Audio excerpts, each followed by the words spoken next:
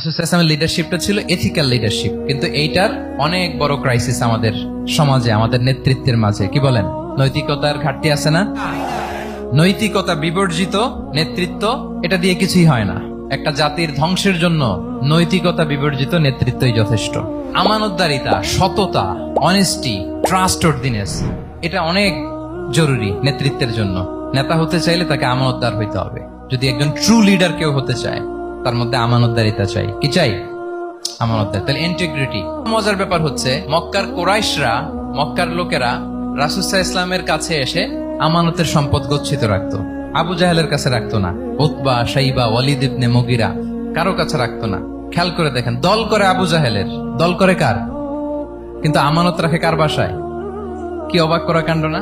কর্মী হচ্ছে আবু জাহেলের, কিন্তু আমানতের সম্পদ রাখে কার কাছে? মুহাম্মদ সাল্লাল্লাহু আলাইহি ওয়াসাল্লামের বাসায়। রাসূল সাল্লাল্লাহু আলাইহি ওয়াসাল্লাম যেদিন হিজরত করবেন, উনি সাইয়েদনা আলী রাদিয়াল্লাহু তাআলা আনহুকে অ্যাসাইন করে গিয়েছেন যে, আলী তুমি থাকো, তুমি কয়েকদিন পরে মদিনায় হিজরতে যাবা, আমার কাছে যত আমানতের সম্পদ আছে এগুলো তুমি আগে বিলি করে তারপরে যাবে। রাসূল সাল্লাল্লাহু আবু বকর রাদিয়াল্লাহু তাআলা আনহুকে নিয়ে চলে গেলেন। আলী রাদিয়াল্লাহু তাআলা আনহুর টানা 3 দিন লেগেছে যে ডিপোজিট গুলো রাসূল সাল্লাল্লাহু আলাইহি ওয়াসাল্লামের কাছে ছিল, আমানতের যে জিনিসগুলো ছিল, এগুলো বন্টন করতে সাইয়েদনা আলী রাদিয়াল্লাহু তাআলা আনহু 3 দিন সময় নিয়েছেন। 3 দিন। এত পরিমাণ আমানতের সম্পদ রাসূল সাল্লাল্লাহু আলাইহি ওয়াসাল্লামের কাছে ছিল। আল্লাহু আকবার।